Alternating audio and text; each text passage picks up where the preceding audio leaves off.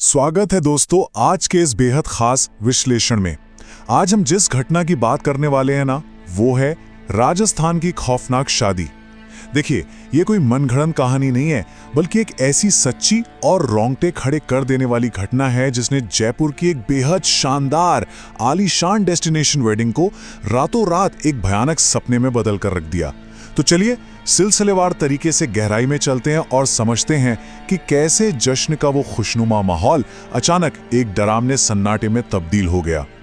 अब यहाँ एक बड़ा ही दिलचस्प सवाल उठता है, क्या हमारी ये जो मॉडर्न, वेस्टर्न और पढ़ी लिखी सोच है, क्या ये हमें उन सदियों पुरानी आत्माओं और श्रापों से बचा सकती है, खासकर उनकी जिनकी जड़ें राजस्थान की मिट्टी में बहुत बहुत गहराई तक फैली हुई हैं? सोचिए जरा, जब विज्ञान और सदियों पुरानी मान्यताओं का आमना सामना होता है तो क्या होता है? आइए इस पूरी घटना के बैकग्राउंड को अच्छे से समझते हैं। सेक्शन 1, एक शाही राजस्थानी शादी और दोस्तों का रीयूनियन।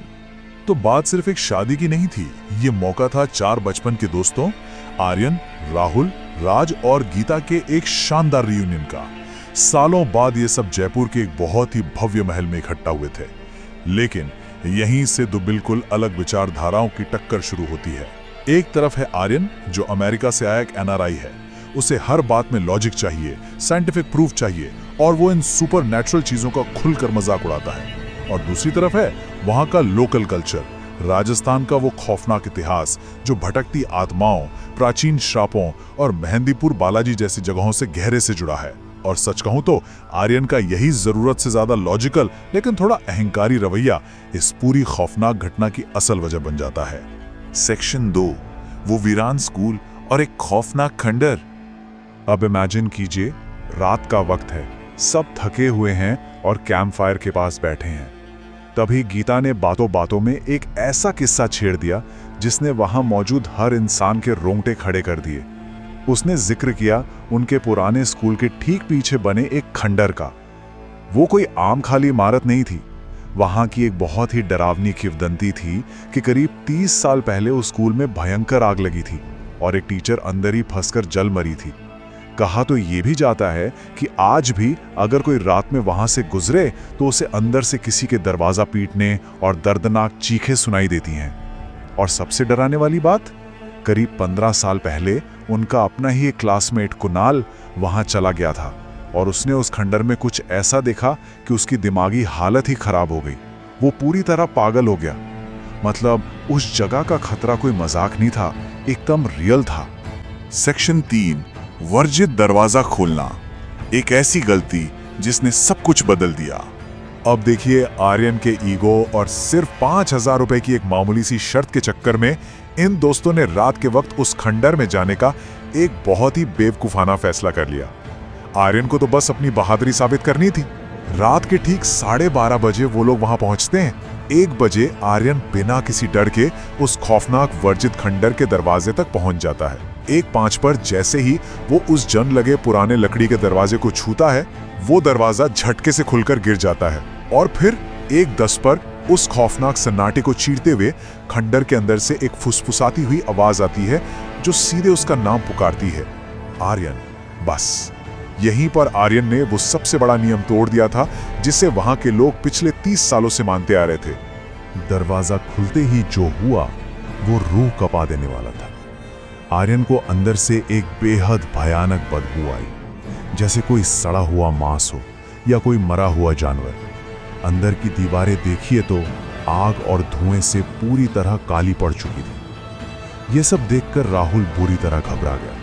वो लिटरली चीखने लगा और सबसे वहां से तुरंत भागने की मिन्नतें करने लगा। खैर, वो लोग अपनी जान बचाकर वहां से तो भाग निकले, लेकिन डर के मारे एक बहुत बहुत बड़ी गलती कर बैठे। सेक्शन 4, आत्मा का साया और खौफ की असली शुरुआत। तो वो बड़ी गलती ये थी कि आर्यन भागते वक्त उस वर्जित दरवाजे को वापस बंद करना ही भूल गया था। और बस अगले ही दिन से असली खौफ का नंगा नाच शुरू हो गया, क्योंकि जो चीज 30 सालों से उस खंडर में कैद थी ना, उसे अब बाहर निकलने का सीधा रास्ता मिल गया था। गीता सुबह से शादी की रस्मों से गायब थी। जब राज और आर्यन उसे देखने उसके कमरे में पहुंचे तो उसने जो बताया वो किसी बुरे सपने से कम नहीं था। उसने बताया कि रात में खंडहर से लौटते वक्त उसने कार के ठीक पास एक जली हुई बूढ़ी औरत को देखा था। और इतना ही नहीं, जब रात में उसकी आंख खुली तो वही जली हुई औरत उसके बिस्तर के एकदम बगल में लेटी हुई थी। और तो और सुबह नहाते वक्त भी बाथरूम में उसे उस खौफनाक साई की मौजूदगी महसूस हो रही थी। गीता की हालत खराब थी, वो डर से बुरी तरह कांप रही थी। और ये खौफ सिर्फ गीता तक ही नहीं रुका, ये साया अब राज के पीछे भी पड़ चुका था। सुनिए क्या हुआ। जब राज लिफ्ट से छत पर जा रहा था तो अचानक उसे बिल्कुल वैसी ही सड़े हुए मांस की तेज दुर्गंध आई जैसी आर्यन को उस खंडहर में आई थी। और जब वो बिल्कुल खाली छत पर पहुंचा तो उसे साफ महसूस हुआ कि कोई उसके ठीक पीछे से तेजी से भागते हुए निकला है। और तभी एक बहुत ही डरावनी औरत की हंसी वहां गूंज उठी। अब ये बिल्कुल साफ हो चुका था कि वो आत्मा अब उन पर हावी हो चुकी थी और उसी महल में उनके साथ मौजूद थी। रात के 2:30 बज रहे थे। आर्यन को अपनी गलती का एहसास हुआ और वो वापस खंडहर में उस आत्मा से माफी मांगने पहुंचा। लेकिन वहां उसे कौन मिला? गीता। पर ये वो गीता नहीं थी जिसे वो जानता था।